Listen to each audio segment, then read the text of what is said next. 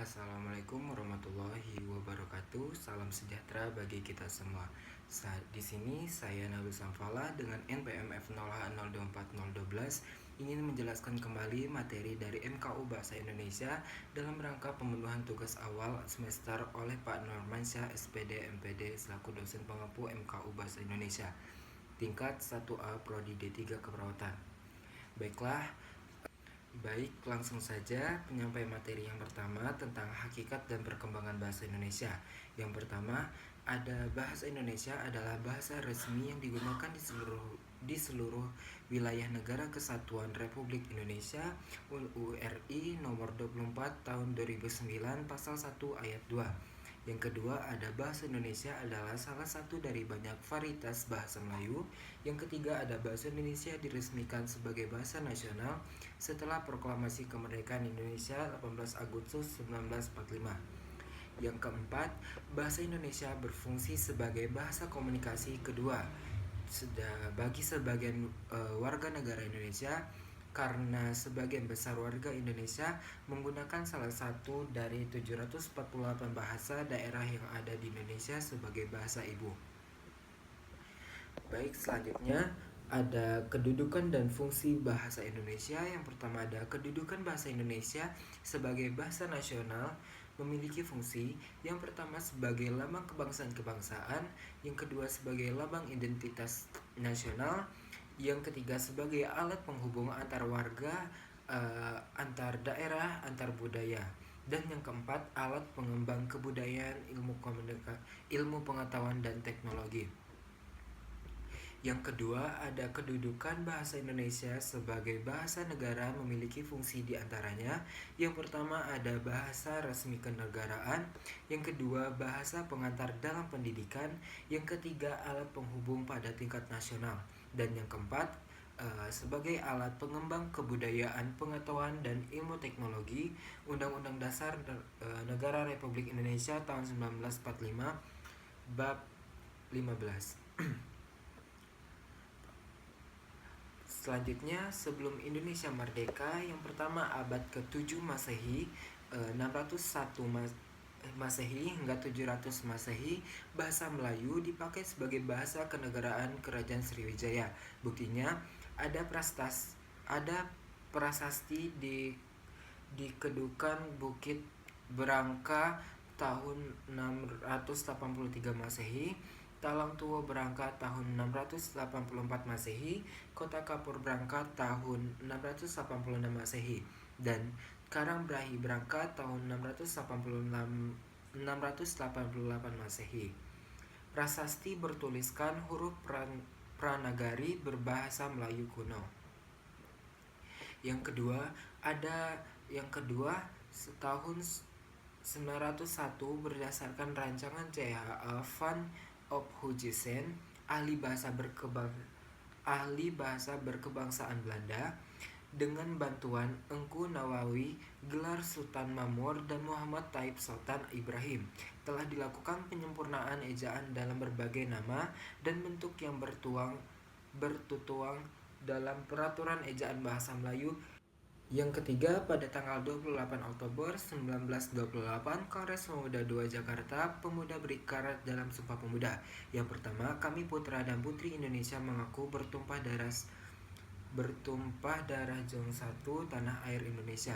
Yang kedua, kami putra dan putri Indonesia mengaku berbangsa Jong 1 bangsa Indonesia. Yang ketiga, kami putra dan putri Indonesia menjunjung bahasa persatuan bahasa Indonesia. Yang keempat, 1938 Kongres Bahasa Indonesia yang pertama di Solo disarankan agar ejaan Indonesia lebih banyak diinternasionalkan. Lanjut, pada pertemuan kedua, sikap berbahasa Indonesia. Sikap berbahasa ialah peristiwa, perasaan, atau kejiwaan seseorang terhadap bahasa sendiri atau bahasa orang lain dalam wujud bangsa, mengejek, menolak, atau menerima bahasa tertentu. Sikap bahasa menurut ketidaklaksanaan Fishman dan Rusyana yaitu peristiwa, perasaan, atau kejiwaan seseorang terhadap bahasa sendiri atau bahasa orang lain dalam wujud bangga, mengejek, menolak, atau menerima bahasa tertentu. Sikap terhadap bahasa Indonesia. Sikap terhadap bahasa Indonesia adalah anggapan atau pandangan seseorang terhadap bahasa Indonesia, apakah sering atau tidak terhadap bahasa tersebut, sehingga sikap bahasa tersebut berpengaruh terhadap pemilihan bahasa. Yang pertama adalah sikap positif. Selalu berhati-hati menggunakan bahasa tersebut. Tidak merasa senang melihat orang memakai bahasanya secara serampangan. Memperingatkan dan mengoreksi pemakaian bahasa lain kalau ternyata membuat keliruan, perhatiannya tertarik kalau orang menjelaskan tentang hal-hal yang berhubungan dengan bahasa. Berusaha menambah pengetahuan tentang bahasa tersebut dan bertanya kepada ahlinya kalau menghadapi persoalan bahasa. Yang kedua, sikap negatif. Yang pertama ada bangga memperlihatkan kemahirannya berbahasa Inggris meskipun penguasaan bahasa Indonesianya masih kurang.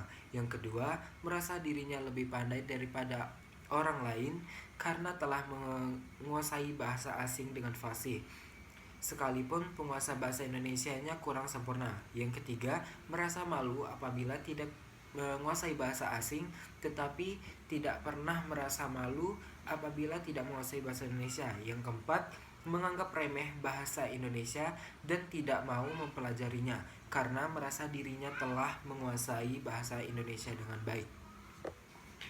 Ciri sikap bahasa. Yang pertama, kesetiaan bahasa, yang mendorong masyarakat suatu bangsa mempertahankan bahasanya dan apabila perlu mencegah adanya pengaruh bahasa lain. Yang kedua, kebangsaan bahasa, yang mendorong orang mengembangkan bahasanya dan menggunakannya sebagai lambang identitas dan kesatuan masyarakat. Yang ketiga, kesadaran adanya norma bahasa, yang mendorong menggunakan bahasanya dengan cermat dan santun merupakan faktor yang sangat besar mempengaruhi terhadap perbuatan, yaitu kegiatan menggunakan bahasa. Selanjutnya ada jenis sikap bahasa. Yang pertama, sikap kebahasaan seperti menggunakan EYD, kata baku, kalimat efektif, dan aturan paragraf bahasa Indonesia. Yang kedua, sikap non-kebahasaan seperti sikap politik, sikap sosial, sikap etis, dan sikap keagamaan. Kedua jenis sikap ini dapat menyangkut keyakinan atau kognisi mengenai bahasa asing. Yang ketiga, pertemuan ketiga, teks dalam kehidupan akademik untuk penanaman nilai dan hakikat bahasa Indonesia sebagai penghela ilmu pengetahuan. Yang pertama, pengertian teks akademik atau teks ilmiah.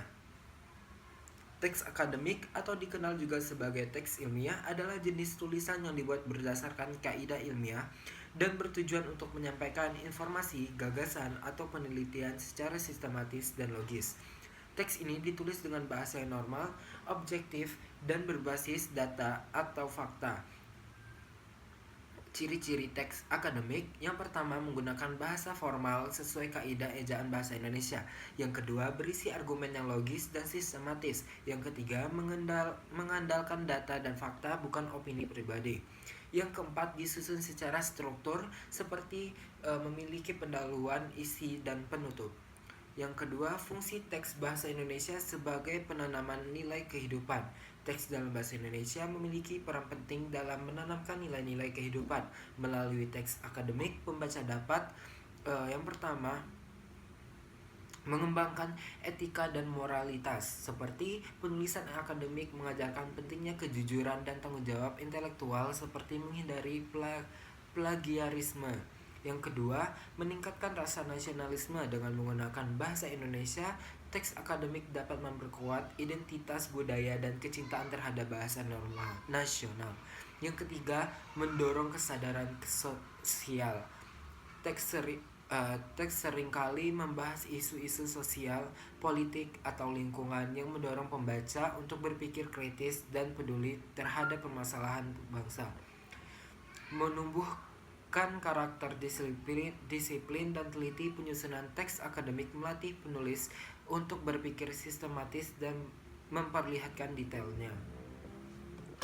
Pertemuan keempat, menjelajahi dunia pustaka dari berbagai sumber referensi digital. Yang pertama, pengertian daftar pustaka. Daftar pustaka adalah daftar yang memuat informasi mengenai sumber-sumber referensi yang digunakan dalam suatu karya tulis, baik buku, artikel jurnal, situs web, maupun dokumen lainnya. Daftar pustaka bertujuan untuk memberikan penghargaan kepada penulis sumber asli dan membantu pembaca menemukan sumber referensi tersebut. Yang kedua, gaya penulisan daftar pustaka. Berikut adalah beberapa gaya penulisan daftar pustaka yang umum digunakan. A. 1. American Psychological Association. Yang pertama digunakan untuk ilmu sosial, pendidikan, dan psikolog. Yang kedua ada format, nama belakang, inisial, judul, kota terbit. Yang kedua Modern Language Association. Yang pertama digunakan untuk sastra, humaniora. Yang kedua ada format, nama belakang, nama depan, judul, kota terbit, dan tahun. Yang ketiga menjelajah daftar dan menjelajah pustaka dan membuat citasi dengan aplikasi Mendeley. Yang pertama, fungsi Mendeley adalah aplikasi manajemen referensi yang membantu pengguna mengorganisasi penyimpanan dan menyisipkan kutipan dalam dokumen. Yang keempat, menjelajah pustaka melalui aplikasi ePusnas yang berfungsi aplikasi berpustaka digital milik Perpusnas RI yang menyediakan berbagai koleksi buku dalam format elektronik. Yang kelima, menjelajah pustaka melalui portal Sinta, di mana fungsi portal Science and Technology Index menyediakan informasi tentang publikasi ilmiah, jurnal, dan penelitian di Indonesia. Selanjutnya, pada pertemuan kelima tentang presentasi ilmiah, yang pertama ada hakikat presentasi ilmiah. Presentasi ilmiah adalah suatu kegiatan menyampaikan hasil penelitian, gagasan, atau informasi ilmiah secara lisan kepada audiens tertentu dengan tujuan utama berbagi pengetahuan dan memperluas wawasan. Presentasi ini dilakukan dalam forum akademik seperti seminar, konferensi, atau sidang skripsi dengan mengutamakan kejelasan, logika, dan dukungan data. Ciri-ciri presentasi ilmiah: yang pertama berbasis data atau fakta, yang kedua bersifat sistematis dan logis, yang ketiga menggunakan bahasa formal, yang keempat memiliki tujuan edukasi dan diskusi. Yang kedua, komponen presentasi ilmiah, di mana presentasi ilmiah terdiri dari beberapa komponen utama, yaitu yang pertama pembukaan. Di pembukaan itu terdapat sapaan dan perkenalan diri, penjelasan tujuan presentasi, selanjutnya gambaran umum materi yang akan disampaikan. Yang kedua ada isi presentasi, di mana dari isi presentasi ini yang pertama ada latar belakang, mengapa topik tersebut penting. Yang kedua metode atau pendekatan, cara atau langkah yang digunakan dalam penelitian atau pembahasan. Yang ketiga hasil dan pembahasan, di mana temuan utama yang didukung oleh data atau bukti. Yang keempat ada kesimpulan, intisari atau poin yang didapat atau ditarik dari presentasi. Selanjutnya yang ketiga ada penutup, di mana dalam penutup ini terdapat isi. Yang pertama merangkum poin-poin penting, selanjutnya memberikan saran atau rekomendasi, selanjutnya mengundang audiens untuk berdiskusi atau bertanya. Yang keempat ada media pendukung, di mana media pendukung ini yang pada slide presentasi alat bantu visual seperti PowerPoint atau Canva. Yang kedua alat paraga, grafik, tabel, atau objek lain yang mendukung penjelasan. 3. Langkah-langkah membuat bahan presentasi ilmiah. Yang pertama memahami audiens, kenali latar belakang audiens untuk menyesuaikan penyampaian. Yang kedua mempertimbang tingkat pengetahuan mereka terhadap topik. Yang ketiga menentukan struktur presentasi. Yang selanjutnya menyiapkan materi visual, meninjau dan melakukan revisi, langsung latihan presentasi. Terus selanjutnya keempat teknik presentasi ilmiah. Untuk menyampaikan presentasi ilmiah dengan baik, beberapa teknik berikut dapat diterapkan. Yang pertama, teknik penyampaian. Bersuara jelas, gunakan intonasi yang sesuai agar mudah dipahami. Yang kedua, kontak mata, berinteraksi dengan audiens untuk membangun perhatian. Yang ketiga, bahasa tubuh, digunakan gerakan yang mendukung poin yang disampaikan. Selanjutnya, pengelolaan waktu. Eh, di pengelolaan waktu ini terdapat ikut alokasi waktu yang ditentukan. Yang kedua, fokus pada poin-poin penting untuk menghindari pembahasan yang bertele-tele. Selanjutnya, pada pertemuan 6 dan 7, mendesain proposal kegiatan. Yang pertama, mendesain judul proposal kegiatan. Judul proposal kegiatan adalah elemen penting yang menggambarkan isi kegiatan secara ringkas, menarik, dan informatif. Judul harus mencerminkan tujuan utama, jenis kegiatan, serta sasaran yang ingin dicapai. Yang selanjutnya, tips mendesain judul proposal kegiatan. Yang pertama, ringkas. Yang kedua, spesifik, menarik, menggunakan kata kunci. Selanjutnya, sistematis proposal kegiatan. Sistematis proposal kegiatan mencakup struktur yang memuat informasi detail tentang kegiatan yang diajukan. Berikut adalah sistematika umum proposal kegiatan. Yang pertama, halaman judul. Yang kedua, latar belakang. Yang ketiga, tujuan kegiatan. Yang keempat, sasaran kegiatan. Yang kelima, waktu dan tempat pelaksanaan. Yang keenam, rencana kegiatan. Yang ketujuh, anggaran biaya. Yang kedelapan, penutup. Yang kesembilan, lampiran. Kriteria proposal kegiatan yang baik dan lolos seleksi. Untuk memastikan proposal kegiatan diterima atau lolos seleksi, perhatikan kriteria berikut. Yang pertama, kriteria konten. Relevansi topik atau kegiatan harus relevan dengan tujuan atau kebutuhan penyelenggara. Yang kedua, kreativitas, kegiatan memiliki nilai unik atau inovatif. Yang ketiga, berkelanjutan, ada dampak jangka panjang dari pelaksanaan kegiatan. Yang keempat, jelas dan sistematis, isi proposal disusun dengan urutan logis dan mudah dipahami. Selanjutnya, kriteria penyajian. Yang pertama, tata bahasa. Gunakan bahasa formal, jelas, dan sesuai kaidah. Yang kedua, format profesional. Gunakan tata letak yang rapi, font yang konsisten, dan penomoran yang teratur. Yang keempat, kriteria keuangan. Yang ketiga, kriteria keuangan. Yang keempat, kriteria teknis. Pada pertemuan 8 dan 9, melaporkan dan mempresentasikan hasil kegiatan, laporan penelitian, penjelasan sistematis dari penelitian yang disampaikan. Berikut adalah struktur umum laporan penelitian. Yang pertama, pendahuluan, berisi tentang latar belakang dan alasan mengapa penelitian ini dilakukan. Yang kedua, kajian teori. Yang ketiga, metode penelitian. Yang keempat, hasil penelitian. Yang kelima, pembahasan. Yang keenam, kesimpulan dan dasaran. Yang ketujuh, daftar pustaka. Yang kedelapan, lampiran. Selanjutnya pada pertemuan 9 dan 10 dan 11, mendesain proposal penelitian. Metode penelitian yaitu prosedur atau langkah-langkah dalam mendapatkan pengetahuan ilmiah atau ilmu dengan cara ilmiah. Cara ilmiah, satu, rasional, masuk akal sehingga dapat dijangka oleh penalaran manusia. Yang kedua, empiris, dapat diamati oleh indera manusia. Yang ketiga, sistematis, langkah-langkah yang logis. Yang keempat, valid, derajat ketepatan antara data yang sesungguhnya terjadi dengan data dapat dikumpulkan oleh peneliti.